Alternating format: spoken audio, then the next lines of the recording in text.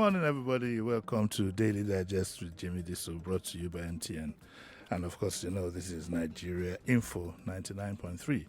Today we have a power-packed program, and because I think that will not do justice to what we have on ground, my guest has kindly agreed to also do another part of it tomorrow. Because I'm stealing part of his time, I need to make a very urgent call to Mr. Justin Bell, who is the commercial manager, Virgin Atlantic Nigeria, but he's still stuck in the UK. Do I have him on the line now? No, we haven't gotten him. Okay. My guest is Liborious Oshomah, of course, I'm sure most of you know, and Liborious Oshomah is well known. He's a lawyer that I'm not saying it because he's in front of me or I have a brief to give him that I want him to do pro bono.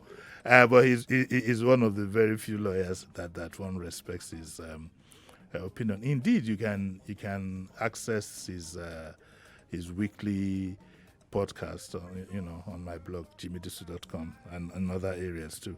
Liborious, welcome. Yeah, good morning. We're going to be looking at issues around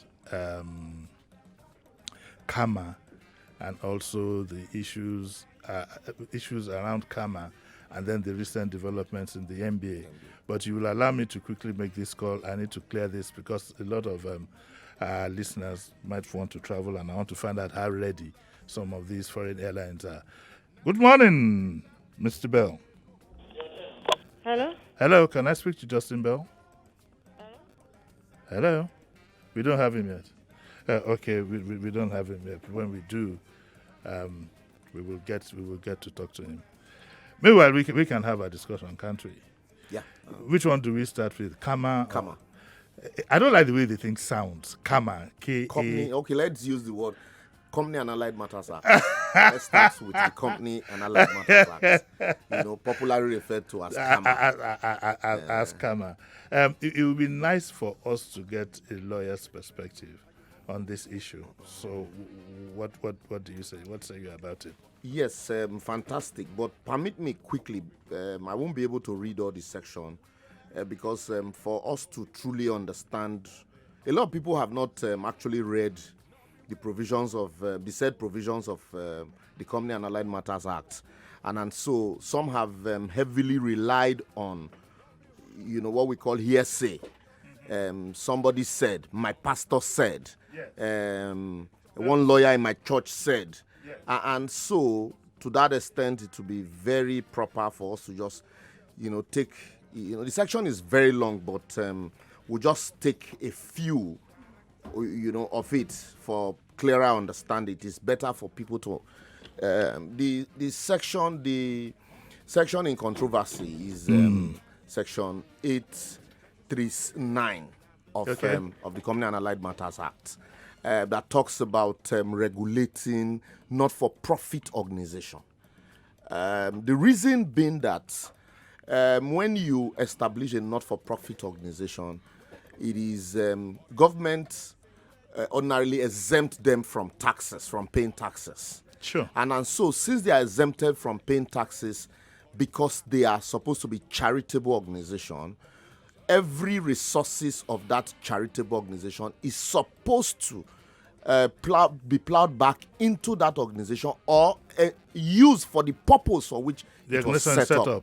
And so, to that extent, since government, you do not pay tax, it is the responsibility of government now to expressly ensure that the resources of those organizations is properly monitored and enforced. And in that section, the word church, mosque, or religious body was not mentioned. Okay. And then also, it is worthy of note to say that actually it was the Jonathan's administration that first started the amendment.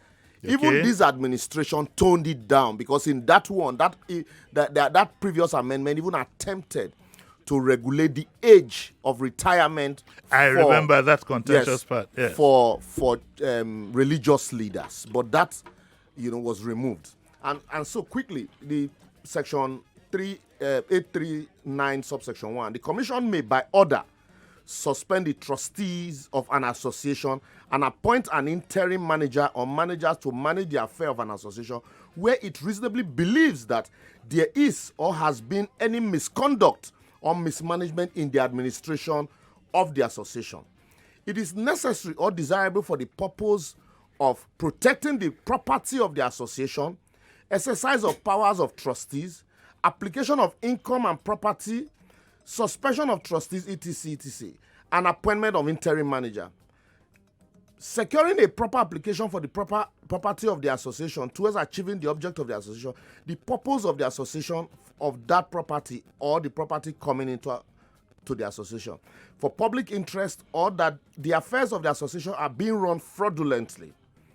The trustees shall be suspended by an order of court upon the petition of the commission or members consisting 1/5, that's 20% of the association, and the petitioner shall present all reasonable evidence or such evidence as requested by the court in respect of the petition. So it is a court Yes. that could order this. Yes. That is one. Two, when it talks about taking over the affairs, what is the implication of that? Does it include whatever the group or association are doing, or it's just the administration? It is basically this section is for the administration of Any organization, the property of the organization, not necessarily the other things that it does. No, not to preach. Okay. Not to the ordinarily for an association that is a non-for-profit organization, you have board of trustees. Yes. And the board of trustees usually maybe for a church or a mosque or let me use the word Muslim organization, the head preacher is usually a member of the board of trustees.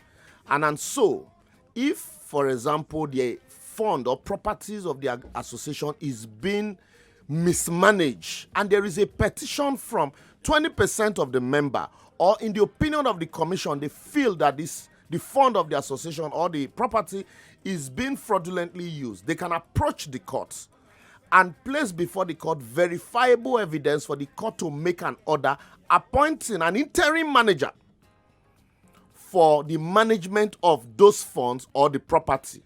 That does not stop the affairs. No, that does not stop the association. For example, if it's a church, it does not stop the pastor from preaching, Which is his primary aim anyway. Which is the primary aim. So the section is not to regulate church organization.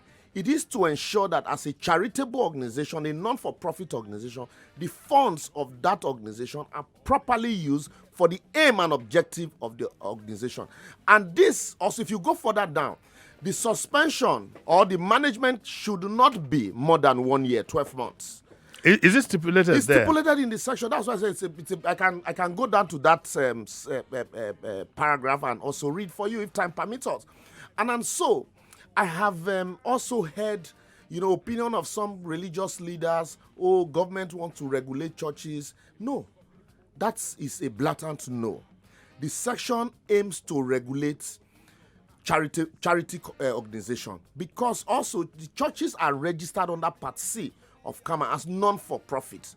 And if you also notice, churches that comply with financial regulations, where one man is not the owner, yes, and he manages funds the way he likes, they are not complaining. They have no problem with this. They have no problem because they comply with financial rules. But a situation where Geo is the signatory, is the... Or his children. Exactly. And then he's the sole, signatory.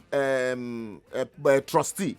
He would have cause to complain because, that section, most of his acts would offend that section. Legally, can you run an organization without registration? Yes. You can. You can. Because first and foremost, we need to understand that if you register your organization under Part C, because you want to have a seal, you want the government to recognize you and exempt you as a non-for-profit organization, you also want to operate bank accounts with that name, different from your name, then you must also learn to comply with the rules and regulation guiding, the registration of such, body. Otherwise, you have Igbe and Ifa worshippers. They are religious body, but they are not registered. So nobody comes to regulate their finances.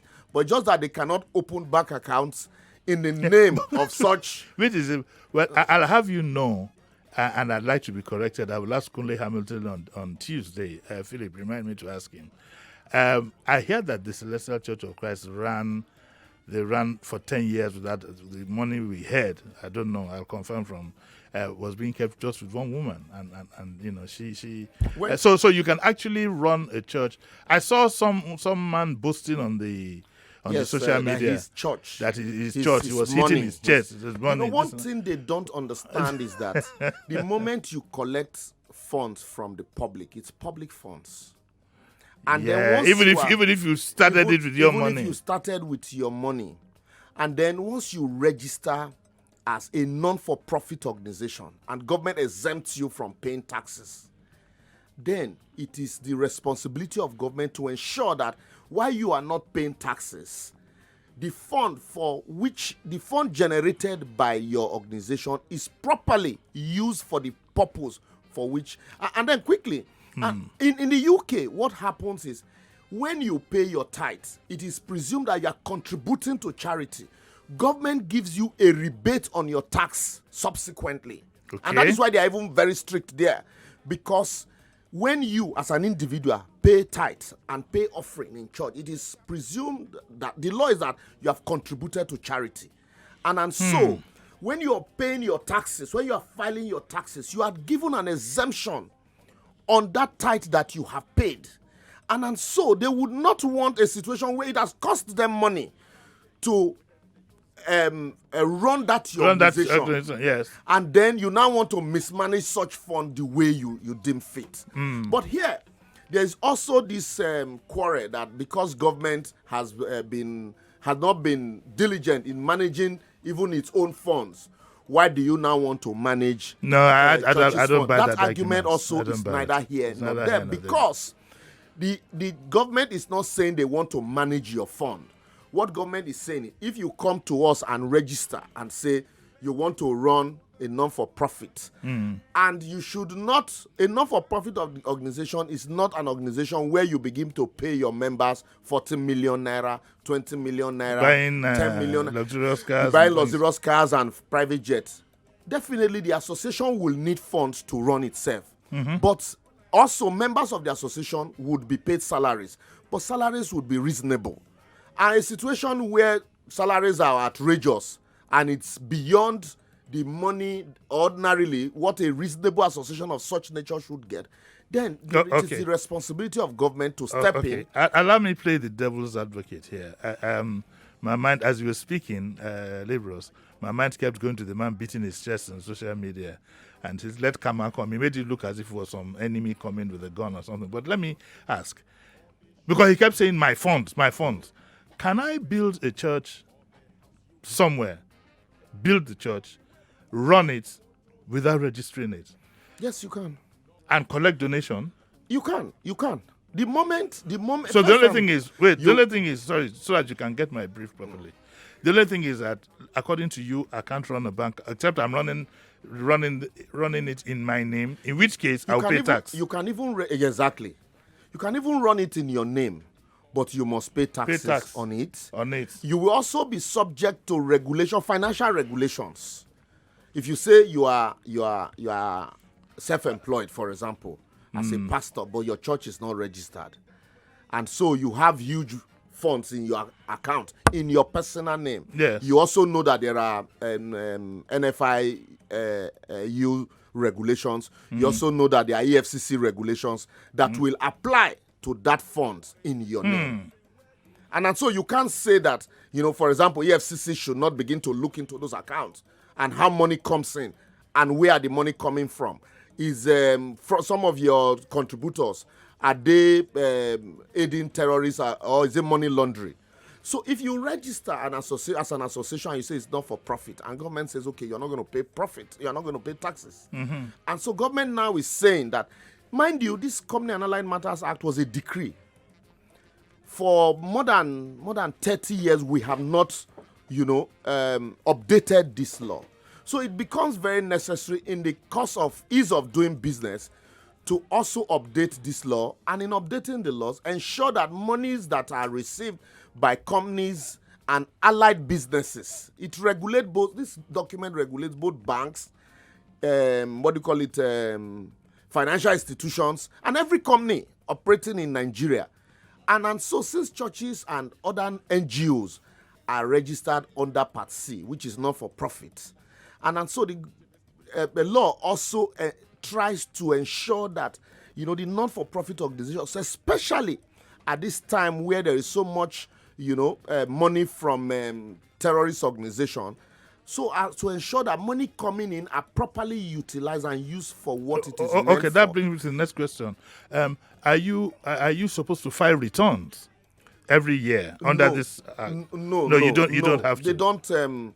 The non-for-profit organizations ordinarily don't file returns, because when you file the activities of companies ordinarily, for purposes of your financial year, it's okay. This is our financial statement for the year, and this is how we have utilized it.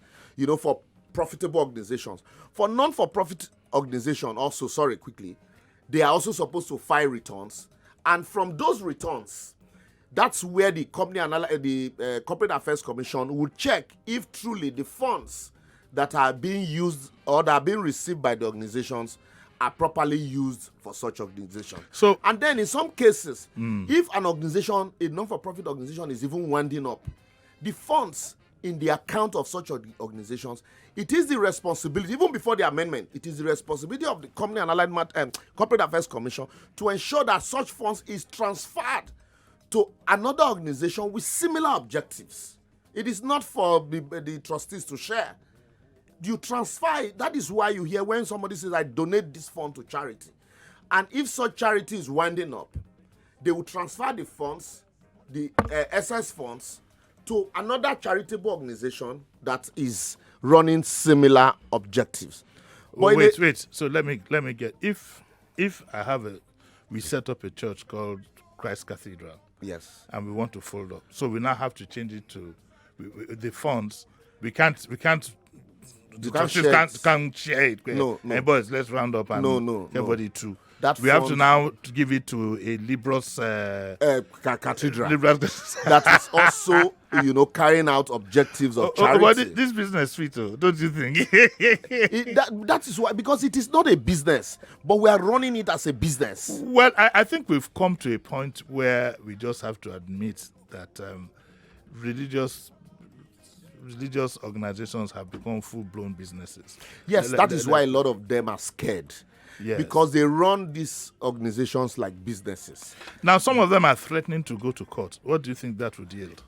Because the courts are empowered to look into laws. Yes. And if the laws are, obnoxious, or the laws are contrary or conflicting with sections of the Constitution, then the court can strike them out or strike them down. But in this case, I have read that section, time and time again.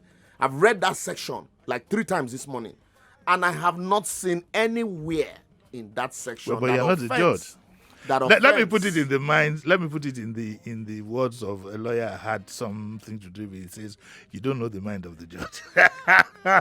Yes, you don't know the mind of the judge, but it is the material that you place before the judge that will enable him determine the position of the law. The judge. Yes, in some cases, equitably, the judge can have a mind of his own, but you also must be able to place substantial materials enough to sway the mind of the judge, except you just want to go to court for going to court's sake, which is why at the NBA conference the president is advising that we should discontinue frivolous matters. We're going to talk about that tomorrow. Let's go to it. No, I just had to make had to allude to it. And so you find out that in this instance, for example, where you register a non-for-profit, I won't call it church, I will say non-for-profit organization. Yeah, because it's more than just church. Because it's a few churches are making a hue and cry of it. You register a non-for-profit organization, for example, and then you have the property of the non-for-profit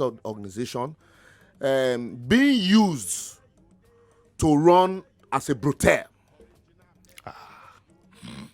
It is the responsibility of the commission in such instances to say no. You can't run a brothel from it. You can't run a brothel from it. Okay, I can't get you. Let me. Or you now decide to use it to run an educational facility. That brothel one is taking off balance. At the moment you are running it as an educational facility, for example, and you are making profit from it, it is the responsibility of the commission to say, okay, since you are making profit from this, so the profit from that section, we are going to tax it. Okay. Otherwise, we'll need to railroad you back to the purpose, to the objective for which this is set up. Our lines are buzzing, but for the benefit of those who don't know the numbers, the number to call is 0700-993-993-993, okay? And the WhatsApp is 0809-597-5805. The Twitter handle is @NigeriaInfoFM, but please tag @JimmyJisu so I can read it on my device. We have Liborious Oshomah. I don't want to put an advert. I just don't have to say Nigeria's number one. The lady downstairs will be me for that. But he's a lawyer that I quite respect. And we were looking at the legal issues that are involved in CAMA. I have a very strong interest in explaining CAMA to the public before some people put our country into turmoil. And I would plead with everybody before you before you get involved in the argument and react violently and otherwise, either you read what the CAMA Act says or you get somebody who is neutral, who is learned, to explain, who is not biased. I have posted it this morning on my Facebook on your Facebook wall. The section, the entire section, for people to read. Okay. All right. So you can go to his to Liborious wall. What's the time now? Now it's 25 past.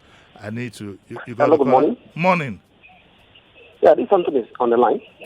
Yeah, please go on. Yeah, I've recently listened to what Liborious have been saying, and also before now I've read the CAMA law. Yes. The issue is that most of our religious leaders are not educated. Okay. Permit me to say that. Most of them are not educated. Some are educated. Even those that are educated are being swayed by emotions. They know what is within them, but because they want to allow their followers to ignorantly follow them, they will mislead them. And I think it is important for us to begin to put the issue before them and let them know that what the government are into is not who to talk about their money. If truly, if a reasonable person in this government today, we know that what these people are doing today is wrong. You collect money from people. Oh, sorry, we lost that one. Please, when you do call in, call from a quiet place, and please remember that you have just 1 minute to round up. We'll take one more call, then we'll take a commercial break. Morning. Hello? Morning. Hello? Morning. We lost that one. Hello? Hello? Hello. Morning, sir, please. Go on. Good morning. My name is Martin. Yeah, morning, Mr. Martins. How are you? So Liborious, thank you for your elaborate exposure. But the concern many people have is the way these things are operated in Nigeria. Take, for example, the case by which the Chief Justice was removed. Talking about Honore. You see, the challenge people have is this. If the system now where the average Nigerian is not confident of the courts, where the last person can become the first, and someone did not run an election or win an election, these things can be manipulated. That is the fear of people. For example, they just go to the court, get this judgment, and then you go to appeal and so on and so forth. That is one of the fears. The second thing is this. In other climes, like UK and other places where these things are done, if your tithes and offering to the church, you get tax exempt yourself. You can file for tax exempt that, yes, you have, made contributions to charity. And because of that, certain this thing will be given to you. But in Nigeria, nothing. The government, nothing like that. So and yet, quickly. Okay. Thank you. Yes. And you pay tithes. You contribute to charity. You are not exempted from taxes. and yet you are not concerned how that your contribution to charity is being managed. That's a big problem. People should be concerned. This is my contribution to charity. And yet, you are not bothered how the person you have given the money to, he says it's for God. Not that there are no jankara. The only advice would be if you set up an organization, a non-for-profit, you should be as much as you can to keep your books and be above board. Okay, thank you very Because the much. moment you are not above board, you are inviting these people to come and do jankara with you. Okay, thank you very much, Liborious. My pleasure. We'll take a short break and then we'll continue tomorrow. And My pleasure. Thank you for giving us two days. No back problem to at all. back No for problem. this. It's been Liborious Oshomah. We're going to talk about CAMA and the MBA, but we'll talk about the MBA tomorrow, and that is going to be a very hot one because I think all lawyers will be listening out and might want to contribute. You'll be most welcome to do so. Liborious Oshomah, thank you very, very much. Always my pleasure. One of these days, I hope I'll be able to say Liborious Oshomah SAN. By the grace of I God. think you more than deserve that. By the grace of God. Thank you. So now we're trying to put a call through to Mr. Justin Bell, Virgin Atlantic. This is a call. Hello? Hello? Hi, Jimmy. Good morning. Hey, Justin, how are you doing? I'm very good, Jimmy. How are you? Well, fine. I need to tell my listeners that you're the commercial manager for Virgin Atlantic in Nigeria. That's correct. That's correct, yes. But you're in the UK right now. When are you coming home? Nigeria is home to you I'm for coming now. home. Nigeria is absolutely home, and I'm looking forward to getting back, I think, on Tuesday next week. Okay, that's good. Now, Justin, how prepared is your airline to start operations on the day that has been stipulated that the airports will be open? So I should probably start by saying, we've been working very hard for the last few months preparing for restarting operations all around our network. And Lagos is absolutely a really important route to us, and that's one that we are keen to restart as soon as possible. Okay. We're obviously working internally on things that we can do and we can manage to make sure customers feel safe flying with us, and also working together with the authorities, the federal government and task force in Nigeria, to make sure that we're prepared to restart and that we're all comfortable with restarting as soon as possible. Okay. And as you may know, we've announced our intention to restart flying on the 10th of September. Will be our first flight from London to Lagos, and our first flight from Lagos to London on the 11th of September. Okay. Now, for in this new dispensation, how early do I need to get to the airport if I want to fly with you now? I think there's going to be some official advice coming out from the authorities, probably from FAN very shortly. The last I saw was suggesting that customers should be at the airport at least 3 hours before departure to allow for new processes that are being put in place so that social distancing can be achieved. Yes. In what's traditionally obviously a very busy space. Mm-hmm. But okay, so you'll be talking 3 hours. For you, would you add an extra hour to that, given the fact that your own processes might be extended from what you had hitherto? Absolutely. It's really important that we reassure our customers that we're a safe airline to operate with, and also that it's safe flying from the airport, whether it's Lagos, Heathrow, or wherever on our network. So we're doing a lot ourselves to prepare our customers for travel and making them feel safe. So, for example, things like online health screening, which we'll be doing prior to people traveling. We're going to be encouraging customers to check in online so that we can minimize the interaction at the airport to help with social distancing. And we're also going to be making sure, for example, that our check-in areas, our gate areas are regularly cleaned and people can see that they're being regularly cleaned throughout the check-in and boarding process. Okay, Justin. I'm working really... Yeah, Justin, I was going to ask, have your planes been reconfigured, or do we still have the same distance between the seats? Our aircraft are still configured in the same way. So, and I'm glad you mentioned the aircraft, because the good news is that, as you recall, Jimmy, we announced just before Christmas, actually, that we would be bringing our brand new A350-1000 aircraft to Lagos. And I have to say, when all of this happened, we were still very keen to do that, and I'm delighted to say we are bringing the A350 aircraft to Lagos when we restart on the 10th.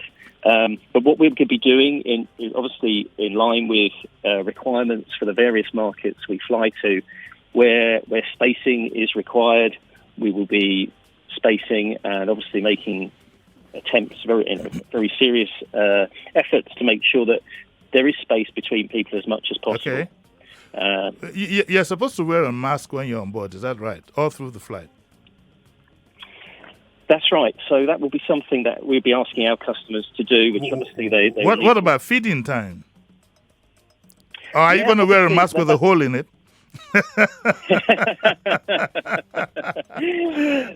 Definitely not. No, I think feeding time is definitely the time when people will be allowed to remove their masks and to eat and drink. And obviously, we've specifically designed a new meal service that works in line with COVID safe environments, and so our customers will still be able to enjoy a meal on board, and it'll be hot meals, and there'll be a choice of drinks as well, whether it's a beer or a wine or soft drinks.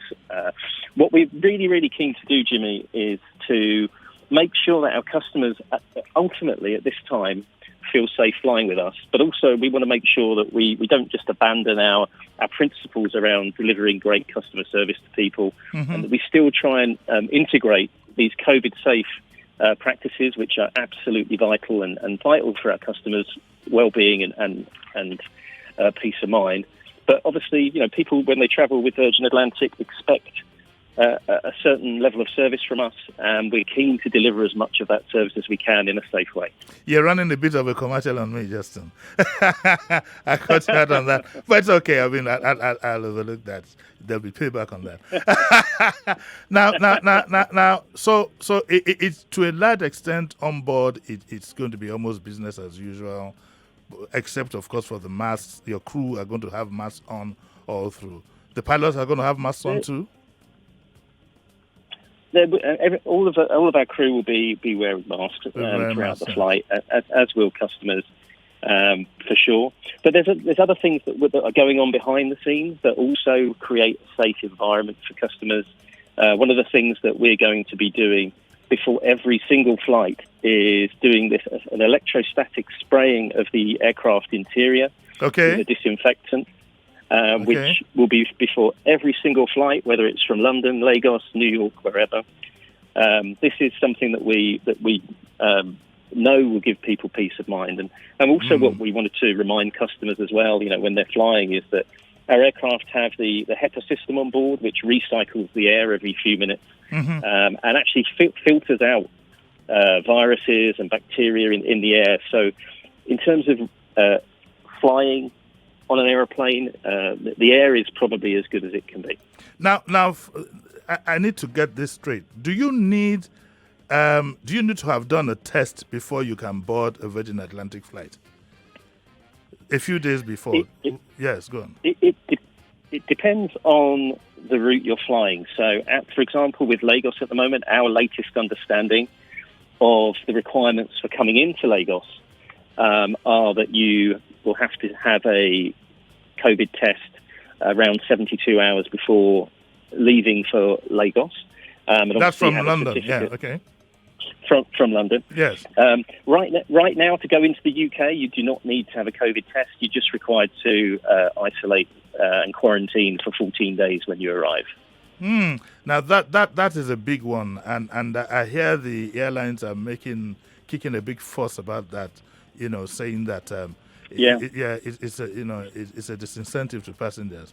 But we hope that by September, when you do start, testing will be done on arrival at Heathrow Airport. Do you think that might happen? We have been really, really passionate about this happening. We're delighted that Heathrow are starting a trial on this, and absolutely, we believe it's essential. You're absolutely right. Quarantine and travel restrictions are probably the biggest pressure that we have on demand for travel at the moment, and all the time that people are going to be required to quarantine for any period of time, but in most cases up to 2 weeks, it's going to put people off travelling altogether. Yes. And we believe sort of airport testing is absolutely the way forward to help minimise those quarantine periods, even if they can't be removed completely. Justin, I kind of worry about the kind of losses airlines have incurred. And I wonder how Virgin has been able to wade through that turbulent period. Really good question, Jimmy. Really good question. And I'm going to start off by just sort of setting the scene a little bit, because 2020 was going to be a great year for us. And as I mentioned before, Shai Weiss, our CEO, came to Lagos at Christmas with some exciting announcements around Lagos, but also around our airline as a whole. We're celebrating 50 years of the Virgin Group this year, 19 years of flying to Lagos, 36 years as an airline. And 2020 was going to be an exciting year across the piece. And we had lots of plans as well to focus on Nigeria specifically and enhancing our customer experience. Now, you can imagine, like any business, if you have your revenue stream cut off almost overnight. And to put that into context, I mean, our flying capacity in Q2 of this year was 98% down on the previous year. And even for the second half of this year, we're going to be operating around 60% less capacity than we were during the same period last year. It's been a huge problem, not just for Virgin Atlantic, but for the industry as a whole, and for many industries. So, I mean, we've been extremely fortunate that our leadership took a very early stance on this and took some decisive actions around securing the future of Virgin Atlantic. Going back to March, our leadership team took pay cuts. A lot of our people were put onto a job retention scheme, and we went through a massive cost reduction exercise to secure the financial security of the airline. And then in May, we had to take the very difficult decision that once we got an idea of the scale of the problem that we were faced with, to reshape our business. So we announced that we were closing our flights moving our flights from Gatwick to Heathrow and closing our Gatwick operation. We were retiring. Sorry, Justin, I'm running for time. I'm sorry. One final question before I let you go, Justin. Are you going to run daily flights like you did in the past, or you're going to cut off some days? When we start up initially, we will be operating at a reduced schedule because we simply don't believe the demand will be there. But our intention is to operate 4 flights a week from Lagos on a Monday, Thursday, Saturday and Sunday. And gradually build back up to the daily flights that we had before as demand returns. Okay, Justin, thank you very, very much for your time, And when you do get back home, I got some eba and egusi soup waiting for you. Fabulous. I look forward to it. Okay, Justin. God bless you. You take care now and stay safe. Thanks very much. You too. Yeah, bye. Thanks, Jimmy. Bye-bye. Yeah. Well, that's it. That was Justin Bell from Virgin Atlantic in the UK giving us some information as to how their flights would operate when they do start. I think next week we'll try and see if we can get somebody from an African airline, Ethiopian airline also, to find out how all this is going to work out. But he mentioned one great point there. Pre-boarding, I'd advise, if the government says 3 hours, if I were you, I'd just go 4, just do like 4 hours before time to give, because every passenger that is going through the door of that airport is going to go through thorough checking. Right, so that's where we'll knock it off. It's 5:53. I need to get out of here 5:55 so that Collins can come on. And then we'd run some commercials before he does come on, and he's going to read the news. We'll be back again tomorrow. Tomorrow is Friday when we have our town hall. The town hall this time will be addressed by Liborious. That's the game I'm playing. Liborious will take a larger part. Then we'll take a few of your concerns. And I'm going to talk to a young lady for about 5 to 10 minutes on what she is doing. That's a promise that I made, and it's a promise that I intend to keep, that every Friday I must highlight one young person who I think is doing something worthwhile. So keep your mails coming, young people out there. Let us know how you're doing it. Let's start a kind of revolution that gives us the spirit of entrepreneurship. And when we say entrepreneurship, we need to put it in context. And that's why next week I'm going to bring in the famous designer Moody Aga. I'm going to bring in and he will talk about Moody Aga started from scratch. The first day I heard his story, he brought water to my eyes. And every time I see him, I respect him so much, for his resolve and everything. And he's up there today. He owns some of the best vintage cars in town. He won't like me saying that. But if you hear his story, it is very, very inspiring. I intend to bring him in next week. The thing I have for young people out there is this idea of entrepreneurship, and I'm also going to find somebody who can tell us and, actually tell us how to handle mentorship that all of you need. Let's keep it going. Follow me on Twitter. Follow me on Instagram. It's very, very important. And always find time to read my blog, jimmydisu.com. Collins, I'd like to thank you very much. And also to thank Philip. Where is he? Every time I look for Philip, he's always behind the pillar. Philip, thank you very much.